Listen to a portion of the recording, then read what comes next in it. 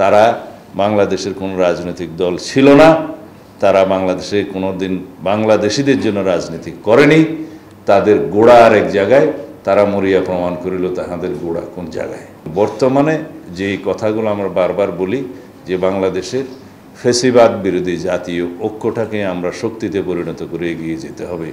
Because পতিত fascist শক্তিটা বাংলাদেশের জন্য, আমি জেনারেল সাহেবদেরকে বলি আপনারা মনোযোগ দিবেন, সেই ফ্যাসিস্ট শক্তি বাংলাদেশের জন্য ন্যাশনাল সিকিউরিটি থ্রেট। তারা বাংলাদেশের কোনো রাজনৈতিক দল ছিল না, তারা বাংলাদেশে কোনোদিন বাংলাদেশিদের জন্য রাজনীতি করেনি। তাদের গোড়া আরেক জায়গায়, তারা মরিয়া প্রমাণ করিল তাহাদের গোড়া কোন জায়গায়। বাংলাদেশের সমস্ত মানুষ মুক্তিযুদ্ধকে ধারণ করেছে। মুক্তিযুদ্ধে সবাই সশস্ত্র সংগ্রামে না থাকলেও মানসিকভাবে সেই মুক্তিযুদ্ধের পক্ষে ছিল এবং বাংলাদেশের সমস্ত মানুষ স্বাধীনতার পক্ষে ছিল। আমরা যারা স্বাধীনতার বিপক্ষে ছিল বলে যাদেরকে আমরা বিভক্ত করতে চাই, তাদের মধ্যেও বাংলাদেশের স্বাধীনতার পরে সেই স্বাধীনতাকে অস্বীকার করার মতো কোনো প্রকাশ্য মানসিকতা আমরা দেখিনি।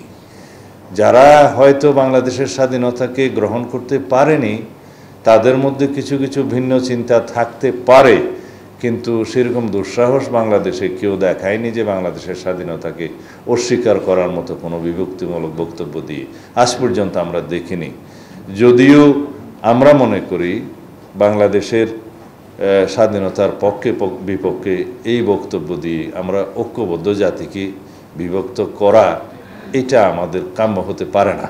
ইলেকট্রা এয়ার কন্ডিশনার কম বিদ্যুৎ খরচে দেবে অধিক শীতলতা আর সেভিংসও হয়ে যাবে। তাই এটা আমরা কেউই এই ৫৪ বছর পরে স্বাধীনতার কামনা করতে পারি না।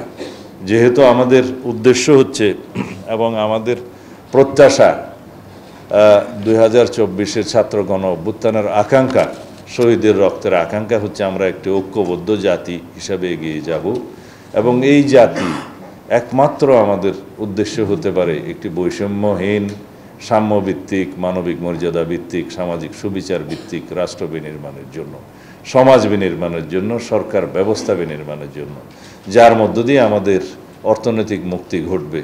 এবং সেই লক্ষ্যেই আমরা রাষ্ট্র কাঠামো সংস্কারের জন্য অবিরাম চেষ্টা করছি এবং আমাদের বিএনপির পক্ষ থেকে আরও বছর দুয়েক আগে আমরা ৩১ দফা প্রণয়ন করেছি, জাতির সামনে আমরা এটা উপস্থাপন করেছি। তার প্রধানই বক্তব্য হলো এই রাষ্ট্রের রাষ্ট্র কাঠামো মেরামত করতে হবে, সংবিধানের গণতান্ত্রিক সংস্কার করতে হবে এবং সমস্ত প্রতিষ্ঠানের মধ্যে গণতান্ত্রিক সংস্কার আনতে হবে, যাতে করে আমাদের স্বাধীনতার মূল আকাঙ্ক্ষা আমরা পূরণ করতে পারি। এবং সেই আকাঙ্ক্ষা হচ্ছে আমরা একটি বৈষম্যহীন শক্তিশালী গণতান্ত্রিক রাষ্ট্র বিনির্মাণ করতে হবে।